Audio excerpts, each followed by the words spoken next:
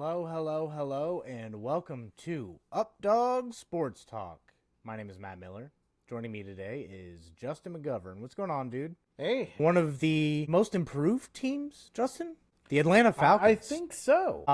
It remains to be seen what will happen with Kyle Pitts. I mean, that's a big question mark. His name was floated out there to be a trade candidate to go to the Dolphins, a couple other places as well. But, I mean, we're seeing a brand new Falcons team this year. You have another left-handed quarterback under center in Atlanta for the first time in 20 years. Solid offensive line. Their wide receivers went from laughable a few years ago to they got some guys. Darnell Mooney, Drake London, Raven McLeod, and Jamal Agnew can rotate. They'd be solid. I feel like they need to bring in like one other solid vet.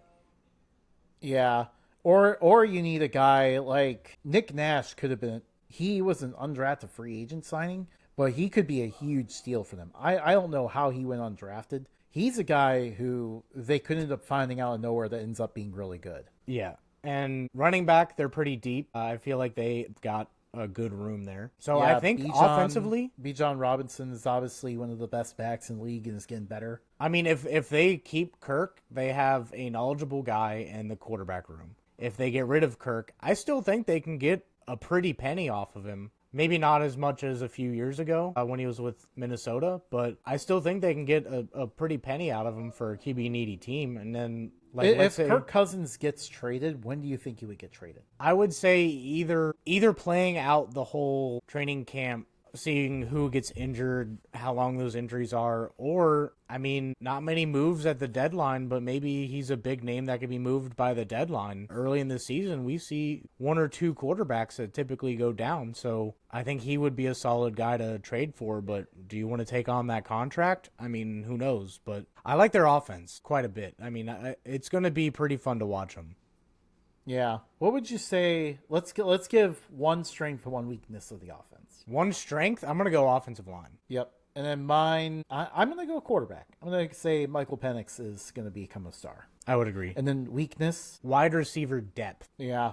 I'm not really sure. I mean, Mooney's an okay target. Drake London is your main guy. I still would like to see them have a little bit more at receiver. Yeah. I mean, and those guys aren't going to play every down either. Like, they're going to be out there quite a bit, but they're not going to be out there every single play. They're going to need some breathers every now and then. But moving on to what I want to talk about, Justin, is the Atlanta Falcons defense. They didn't just draft one pass rusher in the first round. They drafted two pass rushers in the first round. James Pierce Jr., Jalen Walker, two studs. Then they brought in Xavier Watts to go to kind of pair with Jesse Bates and Jordan Fuller. They still have Mike Hughes. They still have A.J. Terrell. Their nickel, I think they can... D. Alford is one of the better nickel corners out there. Yeah, so and they just brought in Billy Bowman Jr. in the fourth round. I think he's a good pickup for them. I think he was underrated in the draft. Despite addressing the pass rush, they did bring in Leonard Floyd. They brought in Divine Diablo. Remember him? Yeah.